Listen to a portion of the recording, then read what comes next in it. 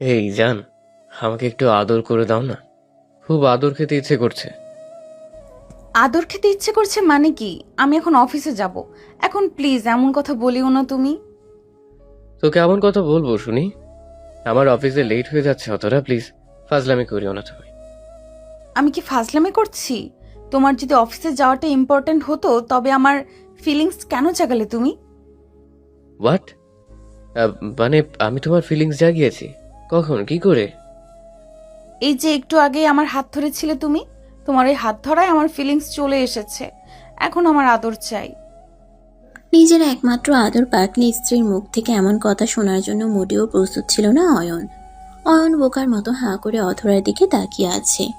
অয়ন কি বলবে অধরাকে সেটাই যেন বুঝতে পারছে না সে। অয়ন হাঁ করে অধরার দিকে খানিক সময় তাকিয়ে থাকতেই অধরা অয়নের চোখের উপর থেকে নিজের চোখ নামিয়ে নিয়ে খানিক লজ্জা মাখা একটা হাসি দিয়ে অয়নকে উদ্দেশ্য করে বলে উঠল, ইস, এই দুষ্টু, আমার দিকে এমন করে তাকাবে না প্লিজ। তোমার এমন চাহনি দেখলে আমার লজ্জা লাগে। মানে তোমার আবার লজ্জাও আছে? আমার আবার লজ্জাও আছে মানে? এই কি বলতে চাইছো কি তুমি? আমাকে কি তোমার নির্লজ্জ মনে হয়? না না, আর তোমার তো অনেক ভারী লজ্জা। আমার নিজের মনে হচ্ছে লজ্জা নেই, নির্লজ্জ আমি। উফ, এখন কি বাজে কথা বলার সময় বলো? তাড়াতাড়ি রুমে চলো। আমার আর অপেক্ষা সহ্য করতে একদমই ভালো লাগছে না। দেখো অতটা প্লিজ, এখন আমাকে জোর করিও না। জানো না আর একটু বাদেই আমার জরুরি মিটিং আছে। আজকের মতো আমাকে ছেড়ে দাও সোনা। এই জরুরি মিটিং এর কথা আগে মনে থাকা উচিত ছিল। এখন আমার ফিলিংস চলে এসেছে। এখন এসব বলে কোনো লাভ হবে না। তুমি আপোষে আসবে নাকি আমি জোর? অয়ন অধরাকে সম্পূর্ণ কথাটা বলতে দিল না। অয়ন জানে অধরার সম্পর্কে, অধরা যা বলে তাই করে। অধরা যখন বলেছে তার আদর লাগবে, মানে যাই হয়ে যাক না কেন অধরাকে আদর করতেই হবে। অয়নের মুখটা ফ্যাকাশে হয়ে গেছে। গতকাল রাতেও একটা ছোটখাটো যুদ্ধ হয়েছিল, আর অধরার কথা মতো এখন আরও একটা যুদ্ধ হবে। অয়ন অধরার দিকে ছোট ছোট চোখ করে তাকাতেই অধরা নিজের ঠোঁটের উপর দুষ্টু হাসির রেখা টেনে নিয়ে অয়নের হাত ধরে নিজের সাথে করে অয়নকে টানতে টানতে রুমের দিকে নিয়ে যায়। অধরা অয়নকে রুমের ভিতরে নিয়ে এসে দুম করে দরজাটা ভীষণ শব্দ করে বন্ধ করে দেয়। আর তারপর কি হলো সেটা তো সকলেরই জানা। অয়নের উপর অধরা নিজেই একটা যুদ্ধ করা শুরু করে দিল। অয়ন আর কি বা করবে? নিজের একমাত্র আদর পাগলি স্ত্রীর সাথে রেসপন্স করা ছাড়া কি আর কোনো উপায় আছে নাকি? অয়ন অধরার সাথে সমান তালে রেসপন্স করতে লাগলো। প্রায় ঘন্টাখানেক সময় কেটে যাওয়ার পর অয়ন নিজের রুমের দরজাটা খুলে বাহিরে বেরিয়ে এলো। অয়ন নিজের রুমের বাহিরে বেরিয়ে আসতে আসতে অধরাকে উদ্দেশ্য করে বলতে লাগলো, ওই যে আজান না, আমার অবস্থা তো একটু চিন্তা করো জান। আজান না। উফ, তুমিও না কি যে বলো, মনটাই ভরে না। এই যতটা পেয়েছো তাতেই খুশি থাকো, এর থেকে বেশি কিছু বলবে না একদম। আসছি আমি এখন। অয়ন নিজের বলা কথাটা শেষ করতেই নিজের আদর পাগলি স্ত্রীর কপালে ভালোবাসার পরশ এঁকে দিয়ে দ্রুতগতিতে অফিসের জন্য বেরিয়ে পড়ল সে। অধরা ও অয়ন চলে যাওয়ার পানে খানিক সময় এক দৃষ্টিতে তাকিয়ে থেকে মুচকে একটা হাসি দিয়ে অয়নকে বিদায় জানায়। অয়ন গাড়ি করে নিজের বাড়ি থেকে সোজা অফিসে চলে আসলো। অধরা যে শুধুমাত্র অয়নকে বিরক্ত করে তা কিন্তু নয়, অধরা অয়নের অনেক খেয়ালও রাখে। তবে সারাদিন যতই খেয়াল রাখা হোক না কেন, দিন শেষে অয়নের থেকে একটু আদর ভালোবাসা পাবার লোভ অধরা সামলাতে পারে না। তাই অধরা সবসময় অয়নের কাছে আদর পেতে চায়, আর হাজার রকম বায়না করে থাকে। অয়ন অধরার এমন বায়না করা দেখে মোটেও রাগ করে না, বরং অনেক খুশি হয় এই ভেবেছে অয়নে নিজের স্ত্রী অয়নের প্রতি এতটা আসক্ত।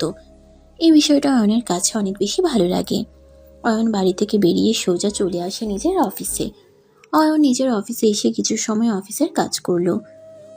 অয়ন অফিসের কাজ করে নিয়ে অতঃপর অধরাকে কল করলো। অধরার ফোনে দুবার রিং হতেই অধরা ফোনটা পিক করলো। অধরা ফোন পিক করতেই অয়ন অধরাকে উদ্দেশ্য করে বলল, কি ব্যাপার? আমার আদর পাগলির খবর কি? আর কি খবর হবে? ভালো খবরের মতো কোনো ব্যবস্থা কি করেছো নাকি? হ্যাঁ, আমি আবার কি ব্যবস্থা করবো জান? কি ব্যবস্থা করার কথা বলছো তুমি? তোমাকে আর কি বলবো বলো। আমার হয়েছে জ্বালা। আমার কষ্টটা বোঝার মতো কেউ নেই। উফ, আবারও তুমি হেয়ালি করা শুরু দিয়েছো। হেয়ালি না করে আমাকে সত্যি সত্যি বলো, কি হয়েছে? কি জন্য তোমার মনটা খারাপ হলো?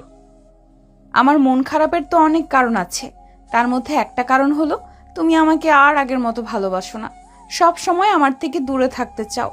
তোমার এমন অবহেলা করা বিষয়গুলো আমাকে খুব করে আঘাত করে অয়ন। নিজের একমাত্র আদরের স্ত্রীর অভিযোগটা শুনে অয়ন ঠাই থমকে গেল।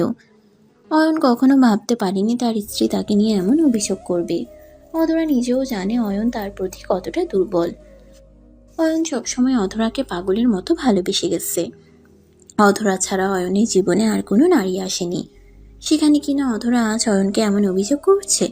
অয়ন খানিক অবাক হয়ে গিয়ে অধরাকে উদ্দেশ্য করে বলল, এসব কি ধরনের অভিযোগ করছো অধরা?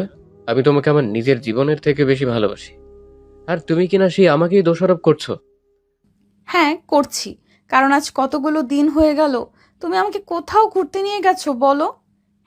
তোমাকে ঘুরতে নিয়ে যাইনি বলে তুমি এই কথাটা বলছো? হ্যাঁ আমার প্রতিদিন তোমার আগ্রহ হ্যাঁ আমার প্রতি দিন দিন তোমার আগ্রহ কমে যাচ্ছে। এটা কিন্তু মোটেও ঠিক হচ্ছে না অয়ন। একটা সময় আমার সাথে ঘুরতে যেতে তোমার নিজেরই ইচ্ছে করবে, কিন্তু তখন আমাকে আর পাবে না। অধরার এমন সব কথা শোনার পর অয়ন হাসবে নাকি কাঁদবে সেটাই অয়ন বুঝতে পারছে না। অধরা একটা আস্ত পাগলি মেয়ে, তা না হলে এমন কথা কি কেউ বলতে পারে? অয়ন অধরার কথা শুনে মুচকি হেসে অধরাকে উদ্দেশ্য করে বলল, শোনো অধরা, এখন এমন ফাজলামি করিও না। আমি এখন অফিসে আছি, বাকি কথা বাড়িতে আসার পর হবে। এই না না, ফোন রেখে দিও না, আমার একটা কাজের কথা আছে, প্লিজ শোনা, কল কেটো না। আচ্ছা আচ্ছা বলো, আমি কল কাটছি না। হুম, আজ বাড়িতে আসার সময় আমার প্রিয় জিনিসটা নিয়ে এসো মনে করে। তোমার প্রিয় তো একমাত্র আমি নিজেই, আর কি আছে প্রিয়? তুমিই তো আমার প্রিয়জন। আমি আমার প্রিয় একটা জিনিসের কথা বলছি, সেটা নিয়ে আসলেই হবে। আচ্ছা ঠিক আছে, নিয়ে আসবো। তুমি সাবধানে থাকবে আর নিজের কেয়ার করবে, কেমন? রাখছি আমি। অয়ন নিজের কথাটি শেষ করতেই অধরার ফোনটা কেটে দিল। অয়ন ফোন কেটে দিতেই অধরার ঠোঁটের কোণে মুচকি হাসির রেখা উদয় হলো।